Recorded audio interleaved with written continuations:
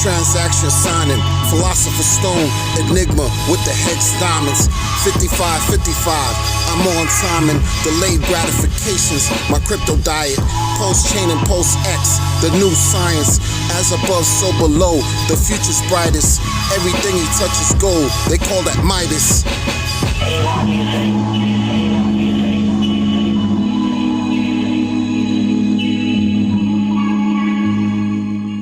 What's going on, everybody? It's the Crypto Wonder, your host of the Crypto Wonder podcast. Hope you're doing well. Let's get right into it. So, yeah, crypto. Crypto's a lot going on. Always a lot going on in crypto. But some of the things that I'm about to share well, for everyone who's watching the Super Bowl, happy Super Bowl Sunday, right? Hope you enjoy the game and everything. It is what it is, if you're into it. If you're not, shout out to you as well. So, I know in my previous one of my previous episodes, I talked about, how when people who've invested, or not even invested, who sacrificed for PulseChain and PulseX, some are, becoming very antsy. They're becoming impatient as far as waiting, for the launch. They're at a point where, they're like asking questions and even creating FUD. And my thing was, if it got to that point, then perhaps they put in more than they could afford to lose.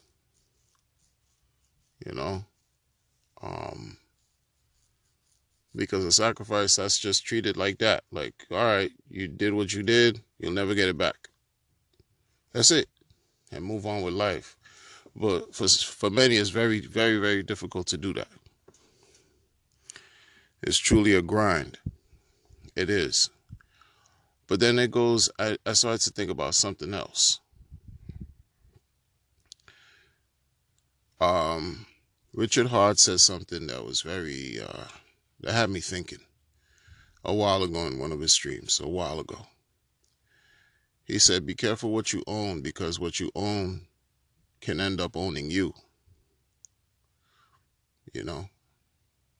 I never heard anything being framed that way. So imagine when for those who know what it's like to own a home, right? You have a home and you're happy because it's yours.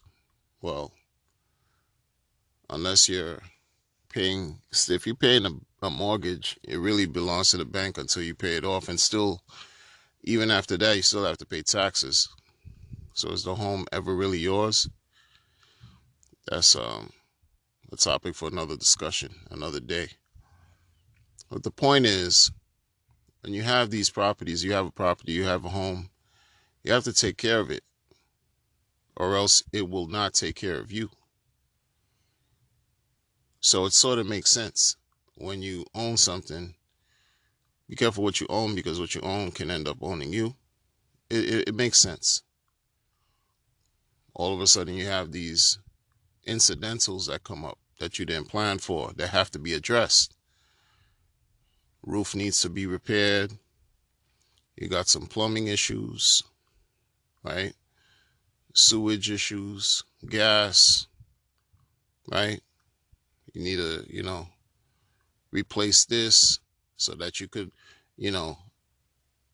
repair that. You need to do this, and all of this costs. And then your prized possession that you own, you become a slave for, because the upkeep is real, and that doesn't disappear, and things break down over time. So why am I talking about all this? Well, it's simple.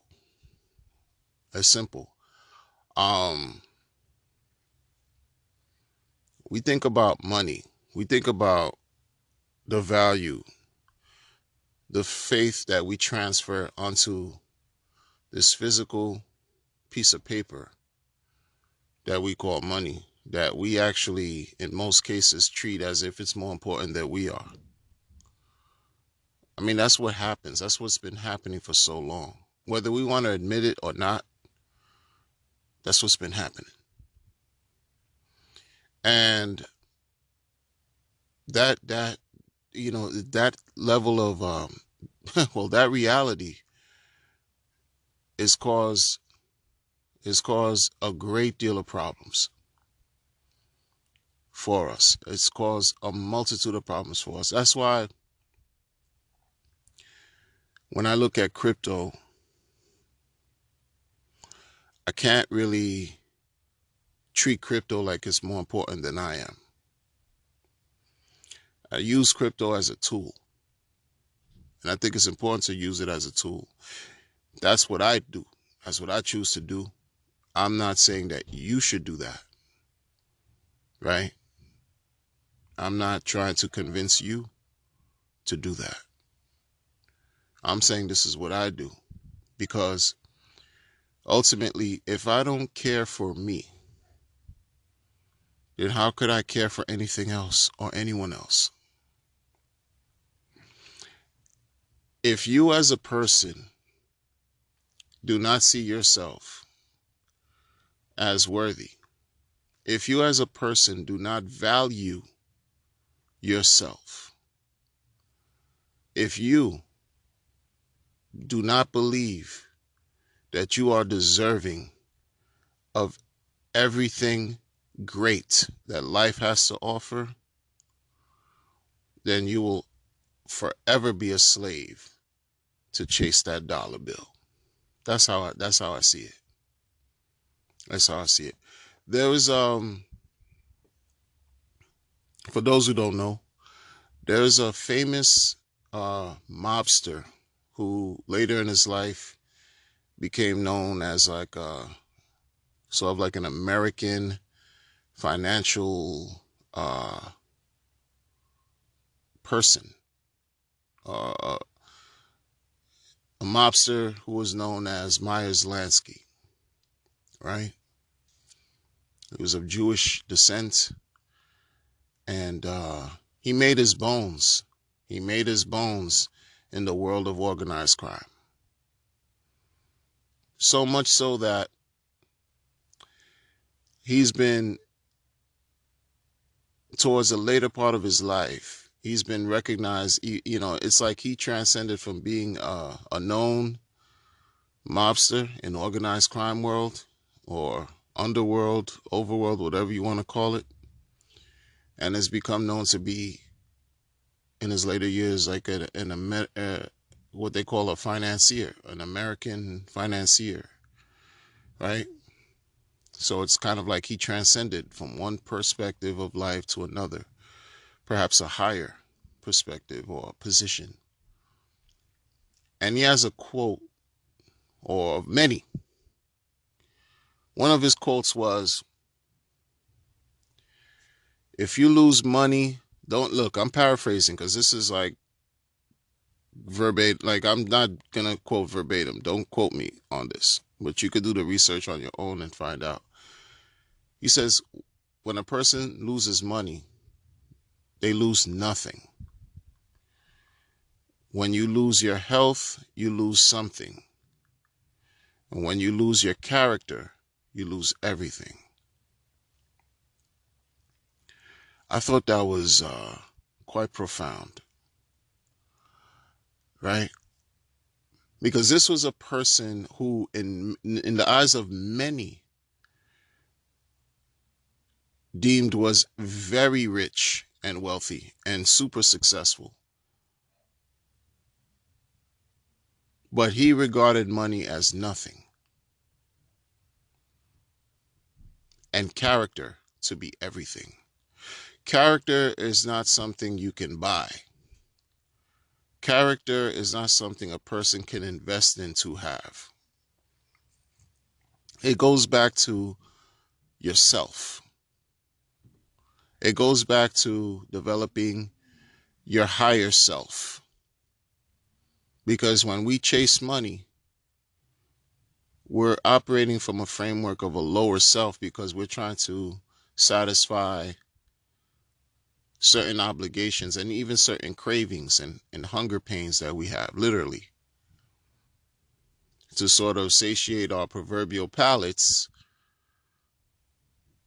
for a moment to then do it again, to instantly gratify certain needs so then we could keep doing it again over and over in perpetuity.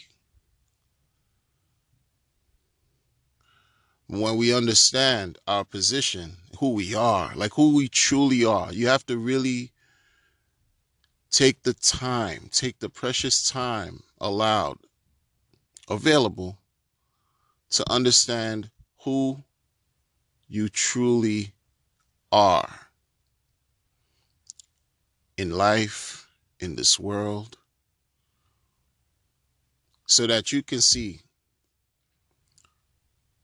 that it's not about the value that we place on physical things or externalities. It's about acknowledging the value that's already within us,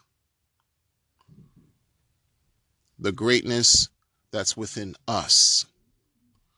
That's what this is all about.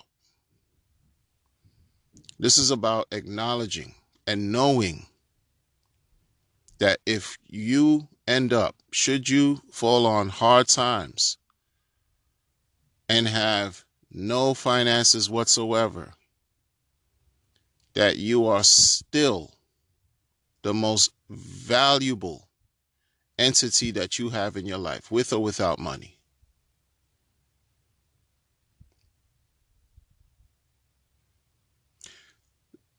The level of power that ensues once that understanding is realized, oh, it's immense. It's immense. And it also allows you to break certain chains, therefore providing a certain level of liberation and freedom.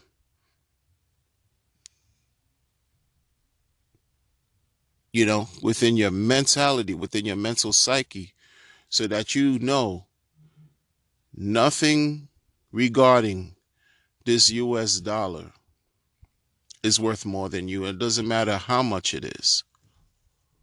Doesn't matter. Because at any point you could lose it all, and then what? Right? You could lose it all, and then what happens? Again, think about it this way. What I mean by losing it all. If your health, God forbid, gets impacted, heaven forbid it gets impacted, but you have a boatload of cash reserves, you have wealth, you have assets up the wazoo, but none of those assets can really heal you or treat you adequately enough so that you can continue to succeed, continue to experience and explore life in a joyous way that's really fulfilling. You could be the richest person in the world and be the most lonely. Loneliness can be debilitating. The value, no matter how many, think about it this way. Think about it this way.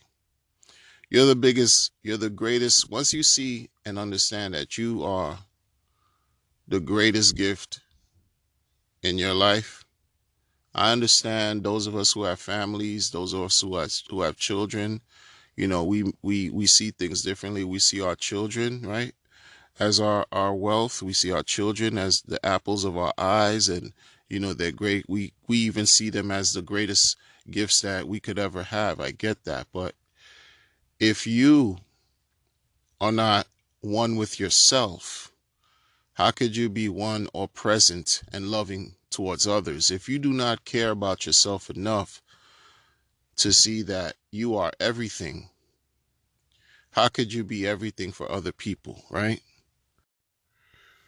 Look at what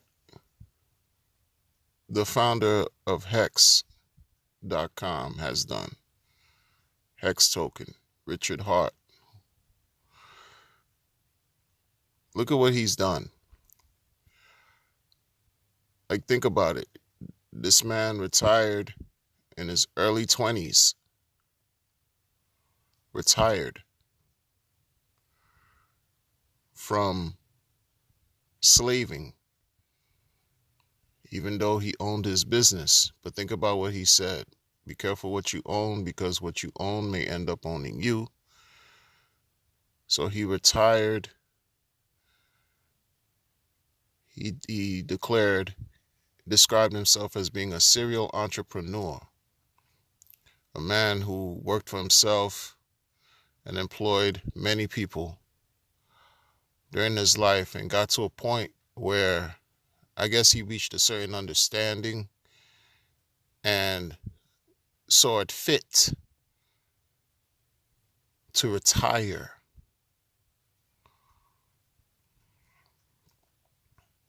Why am I bringing this up? Well, it's relative, because I think he has a decent understanding of what money is. Wouldn't you say? Wouldn't you think so? And he's created a product in Hex that has not only been a game changer for the entire crypto industry, but it's also been a game changer for the lives of many people, freeing them from the constraints and the strongholds that the financial legacy system that we know it, and we live under those rules and regulations, have had to keep us from really experiencing freedom, or a small taste of freedom. Like, we take a lot of things for granted, but he didn't need to launch Hex for his own personal gain as far as becoming rich. He was already wealthy enough where he retired. Some people like to guesstimate or try to quantify what he owns, because people love to watch and count other people's pockets, which is a topic for another discussion. Who cares about what he has? He's able to live his life and to show others how they can live their lives as well. Like, he could have just took the stance where, he didn't, who cares? He already has what he has. Why should he launch anything to help the world? He didn't do that, because he understands the value of self. He understands the value of self, to the point where he supports living healthy. Why? To live out life at the most maximum levels, because the value is in life. The value is in health, not money. Money is just a tool that we were forced to derail ourselves in believing that the faith that we place onto these pieces of paper counts for something.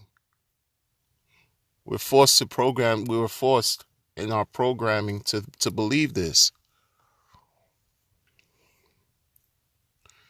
And so when I see people, even now, because you know what, there's just everything, there's levels and different degrees and stages of everything, right? When I see people now scared, call it for what it is, they're scared because Pulse is taking too long to launch. They're scared because they feel that something bad may happen or may not happen. They're just scared. This fear factor also is debilitating.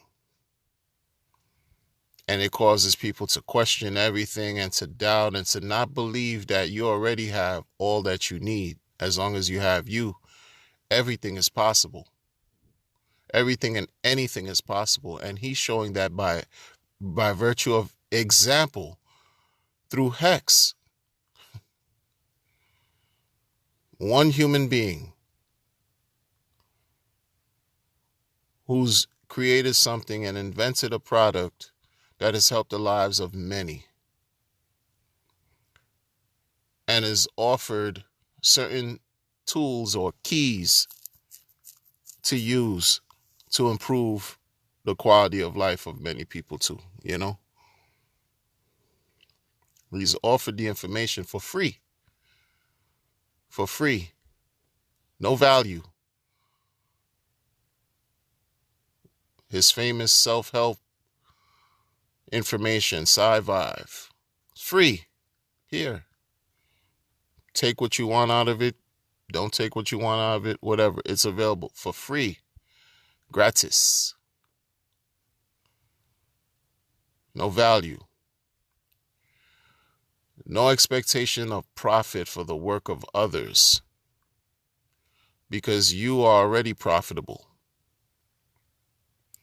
But people don't believe that. You don't believe that an idea that can be spawned from your blessed mind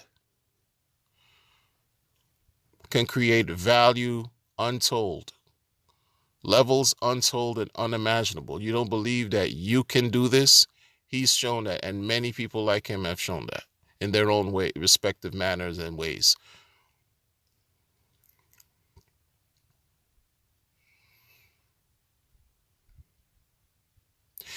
If we were to remove our faith from whatever currency we utilize and say enough, this is not it,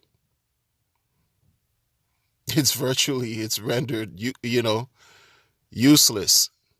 But we're afraid of the repercussions. We're afraid of the guns that we would have to face, because we have to be forced to buy into believing that these currencies have some type of power over us, when the power comes from within us. The virtue of just creating a currency to have man transcribe his thoughts, his feelings, his energy, his belief, his power, his faith onto a piece of paper started with a thought that had no form. It began with an idea. It began from someone who was already valuable, many days old. They knew something that the masses didn't know, and they utilized it. And so the word and the message is spreading in its own way that, wait a minute, this isn't working. The system isn't working. That system is not working for the masses. It's working for the few, but not the masses. Through lies, deception, control, influence, power, fear, intimidation, and death. You don't believe that the wars that have occurred throughout history is a money-generating dynamic? You don't think that wars generate revenue, generate money? See, we have to really, really take a good look at what's going on. We have to really take a good look at what we decide to do, what we decide to keep, what we decide to throw out. How do we apply the best aspect of ourselves in our life so that we can also receive what our just due?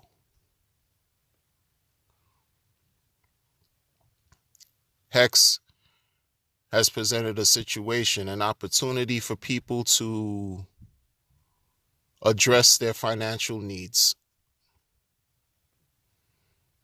But everything in life is not all about finances. But Hex is here to help. You stake 1 Hex token, you earn rewards daily.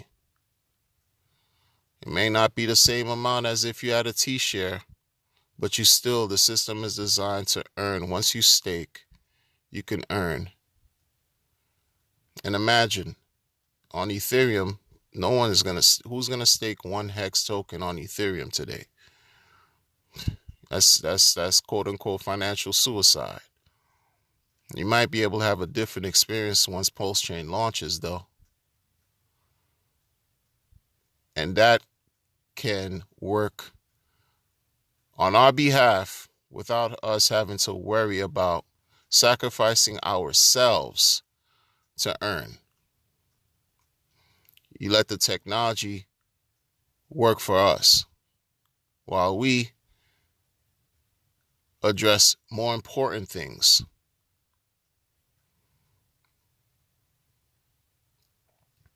Why do you think Richard Hart flaunts expensive goods and items and clothing? Why do you think he does that? To grab the attention of the minds of many, because it's a marketing tool. And he knows it doesn't mean anything. He doesn't take it serious at all. He likes what he likes. So he's going to have fun and at the same time draw the attention that's required to pay attention to what's really important.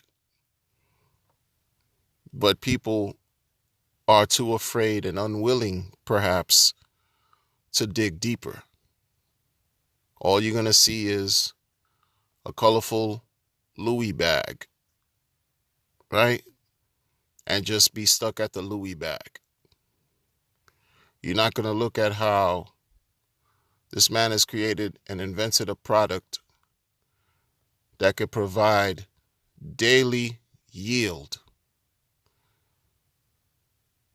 with no effort done by man. No effort. No need to have to clock in anywhere. And why is that? Because the system is designed the way it's designed. So now you have time.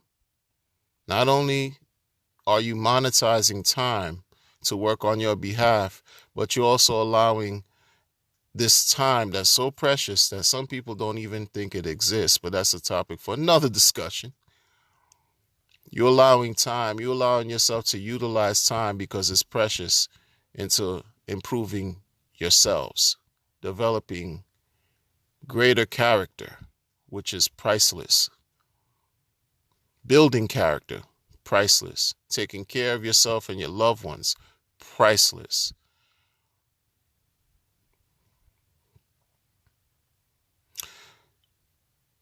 When our loved ones pass away, their money or whatever money they did or didn't have stays here. It's nothing. It's crazy. It's crazy. It's crazy. Why do you think so many people who have an abundance, who are deemed, multi-millionaires and billionaires, and, in many cases you wouldn't know because they wear regular clothing, right? They go outside or whatever. They're not very pretentious. Perhaps they have a different understanding than the masses do. And I think that understanding can help many of us because we fall into certain traps. We fall into the traps of debt. We fall into the traps of waiting for tax season to come around to then ball out. We fall into the traps of, acquiring more loans and more loans and more debt. It's just a circle, a circle jerk of disaster. That's what it becomes because we think those things are more important than we are. Is that not a little bit disturbing? right? When people say they don't need much to survive, it's because they have a higher understanding of who they are. There's some people that are so close to everything great that life has to offer that it almost like it breeds a certain level of envy, because from a different lens you could say they're so poor. They're so poor, but they're the most happy. The most happiest people I've met in my life were virtually impoverished in by way of socioeconomic status, but they were the happiest. It's crazy. It's crazy when you climb up the totem pole or the pyramid, whatever structure, and the higher you go up, is the more it seems like things become less and less important unless you allow your physical needs to become number one priority. Because when you climb up the ladder and all you have is materialism on your mind, it's the more problems that arise. How many of us who work, who have held jobs, work for a living, where 1 year, let's say you're making $20,000 a year, then you land on an opportunity to make $25,000. You still live, well, no, yeah, you land on an opportunity to make $25,000, and what you do is you spend more money because you see more is coming in. Instead of living like you made 20,000, not only are you living that you really making 25,000, but you overspend because you accumulate debt, creating those traps that could last for decades and even generations. These are things that we're not taught in schools. No one talks about, appreciating yourself and learning about your higher self. No one talks about valuing yourself in school. There are no classes, and this is not something that's identified in grade school and curriculums. No. In primary schools, basically train us to work for others, to allow them to become enriched, while we continually toil to dream about becoming rich, or perhaps self-sufficient. The spirit of an entrepreneur, the spirit of a person who hustles, who does right by them, by others, hustling, not in a negative sense, but in the positive, is because they want to become self-sufficient. They want to lead their lives. They want to be the head of their own lives without having someone else to dictate what they should or shouldn't do. And that should be encouraged more. Everyone, there's a position for everyone to play. Because look, I've been on both sides of the spectrum. I'm still a worker. I've been also an entrepreneur. I invest in crypto, etc., etc. But I understand my position and what I'm trying to do. And I'm not trying to degrade people who have 9-to-5s, because that would be contradicting myself, because I work for a living. But I'm also working for other things too, and I'm allowing assets to work on my behalf as well. Because I was programmed to be a worker. I sure was. They did a great job doing that. And so I'm expressing myself to help provoke thought and help people understand that there's more to life than just about making money. There's more to it. And even a criminal or reformed or maybe, gangster like Myers Lansky understood that. And he existed long before I was even born. And many who understand this also know. How many times do we hear people say that, what they're doing for as far as philanthropy is to give back, to make humanity a little bit better, to create a legacy of helping people through works, compassion, giving, to the less fortunate in society across the world. Why do you think that's a thing? Why do you think that's a thing? And then a lot of times it's people who are uber wealthy who engage in these types of activities. You think it's just about creating tax shelters? I don't know. Maybe it is, because I don't know. What do I know? I'm just talking.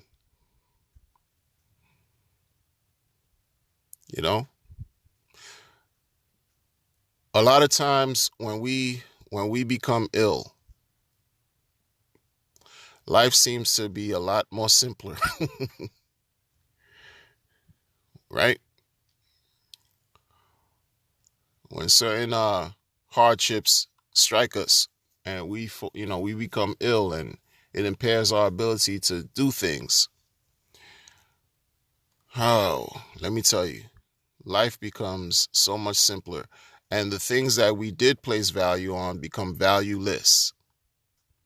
And it's the things that we neglected, we took for granted, that become priceless. Starting with ourselves. And perhaps people we care about,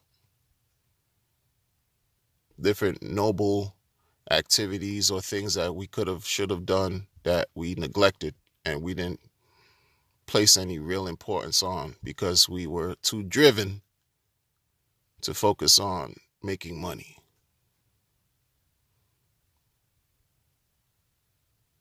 We're getting played, people.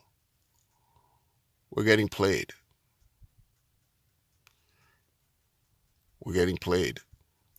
The work that the powers that be have laid out as far as whatever to continue to enrich themselves, they've done a good job. They've done an excellent job because they got the minds of the people in a headlock. And once they have your mind, they have everything. And how much does your mind cost?